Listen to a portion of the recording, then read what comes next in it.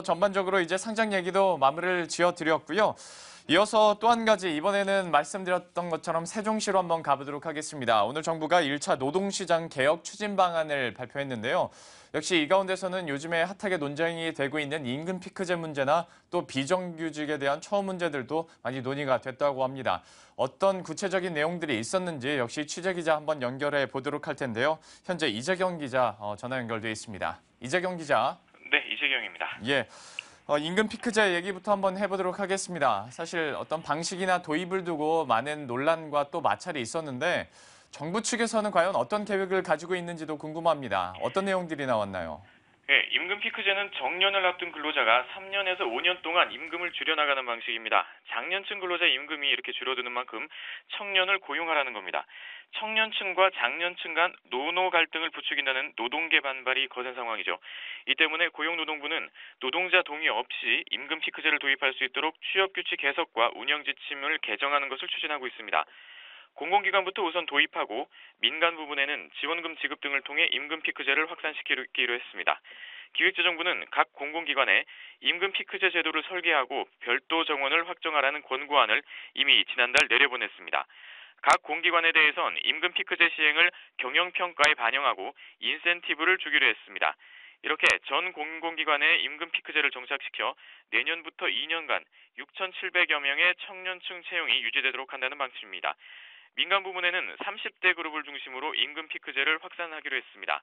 조선, 금융, 제약, 자동차, 도소매 등 6개 업종에서 임금 피크제 모델을 개발해 적용할 예정입니다. 금융 부문은 금융위원회나 금융감독원이 나서서 임금 피크제 도입 등 금융권 임금 체계 개선을 추진하기로 했습니다. 민간에서 임금 피크제를 도입하면 임금 피크제가 적용되는 장년층 근로자와 신규 채용된 청년 근로자 한 쌍당 연 1,080만 원을, 공공부문에선 한 쌍당 540만 원을 지원하는 유인책도 내놓았습니다. 이와 별도로 청년 실업 문제 해결 방안도 준비 중입니다. 인문계 전공자에게 소프트웨어 등 기술 교육을 시키는 방안 등은 이달 중에, 중동가치 해외 취업 강화 방안은 다음 달 중에 발표할 계획입니다. 통상 임금과 근로시간 단축도 관심을 모았던 내용인데요. 노사정위원회에서의 의견 접근 내용을 토대로 고용부가 국회에 제출한 근로기준법 제정안의 국회 통과 노력도 하기로 했습니다.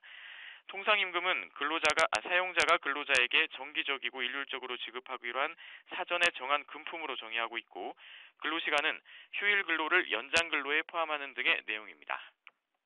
전반적으로 임금 피크제와 함께 청년 실업 문제에 대해서까지도 어느 정도 좀 물꼬가 트이길 바라겠고요. 이어서 실업 문제도 심각하긴 합니다만은 비정규직의 처우 문제, 좀 차별 문제 이런 것도 분명히 논의가 돼야 될 것 같습니다. 근로자 3명 중에 1명은 비정규직이기 때문에 이것도 좀 가볍게 엮여서는 안 될 문제인 것 같은데 이와 관련해서는 좀 정부에서 어떤 방안을 내놓고 있나요? 예, 고용부는 일단 비정규직에 대한 고용 관행이 왜곡되어 있는 것을 가장 큰 문제로 짚고 있습니다. 기업들이 경제환경 변화에 따른 탄력적 대응이 아니라 비용 절감이나 정규직 고용 회피를 위해서 비정규직이나 하도급 등 고용 형태를 악용하고 있고, 우리나라 비정규직 비중도 선진국보다 2배나 높다는 겁니다. 그래서 기간제나 사내 하도급 또는 특수 형태 업무 종사자 보호를 위한 고용 형태별 가이드라인을 만듭니다. 기간제에 대해선 상시, 지속 업무의 정규직 고용 원칙과 정규직 전환 준수 사항을, 사내 하도급에 대해선 원청의 동종 유사 업무 근로자와 동등 수준의 처우를 위한 기준 등을 제정합니다. 정규직 전환을 하면 60만 원 한도로 임금 상승분의 절반을 1년간 지원해주는 인센티브도 마련합니다. 취약 근로자 보호를 위한 방안도 추진합니다. 사업주가 최저임금을 위반한 경우 즉시 과태료를 부과할 수 있도록 최저임금법 재개정도 추진합니다. 체불 근로자 보호 강화를 위한 근로개정법 개정과 지원 절차 마련 등을 위한 임금 채권 보상법 시행령 개정도 진행하고 있습니다. 전체적으로 앞서 말씀을 드린 것처럼 임금 피크제나 또 비정규직 문제에 대해서 저희가 정부에서 내놓고 있는 방안들을 정리해 드리고 있는데요.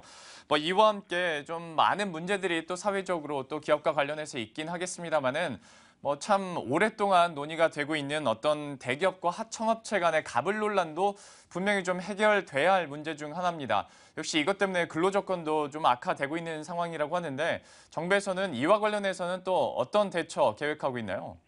일단 고용과 관련해서 하청업체의 근로조건 악화를 보면 근로자들이 중소기업을 외면하는 이유가 될 수밖에 없습니다. 왜 악화되는지 들여다봤더니 원청 기업이 하도급 대금을 제때 주지 않거나 마음대로 후려치는 관행이 뿌리 깊게 퍼져 있었고 중소기업들의 여건은 나빠질 수밖에 없다는 게 정부의 진단입니다. 그래서 공정거래위원회는 하도급 대금의 미지급과 관련한 민원이 빈발하는 분야에 대해서 현장 점검을 강화하고 있습니다.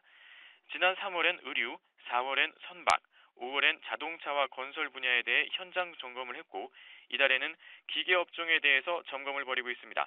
하도급 대금을 법적으로 보호받는 수급 사업자 범위도 기존 중소기업에서 중견기업까지 확대하는 방안도 추진 중입니다. 공정위는 불공정 거래 행위에 대한 제보가 활발해질 수 있도록 대리 제보센터를 확대하고 익명 제보 시스템도 활성화하기로 했습니다. 원청이 하청 근로자의 근로조건 개선을 위해 상생협력 기금에 출연하면 출연금의 7%를 세액 공제해주거나 원청이 하청 기업의 사내 근로복지기금에 출연하면 세제나 재정 지원을 하는 방안도 추진하고 있습니다. 예. 이렇게 해서 전체적으로 1차 노동시장 개혁 추진 방안에서 나온 내용들 정리를 해드렸는데요. 이정현 기자가 오늘 좀 바쁘실 것 같습니다. 좀 다른 얘기일 수 있긴 하겠습니다만 한 가지 좀 더 여쭤보자면 이 작년 한 해 동안의 공공기관 경영실적 평가가 나왔지 않습니까? 이 중에서 이제 세 곳이 낙제점을 받았다고 하는데 그렇다면 이 세 곳 같은 경우에 해당 기관장 같은 경우는 좀 해임이 되는 겁니까? 어떻게 되는 겁니까? 네, 낙제점을 받은 기관장들은 해임이 될 것 같습니다.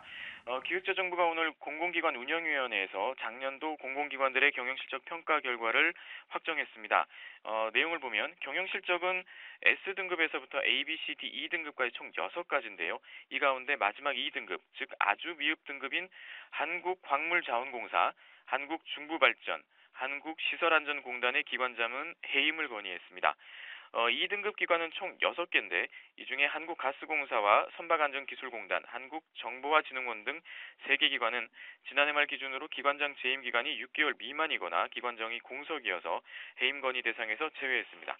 그래서 광물자원공사, 중부발전, 시설안전공단의 기관장은 해임이 될 것으로 보입니다. 그 바로 윗등급이 D등급입니다. 미흡 등급인데요. 한국석유공사, 한국수력원자력, 한국기상산업진흥원에 대해서는 경고 조치를 했습니다.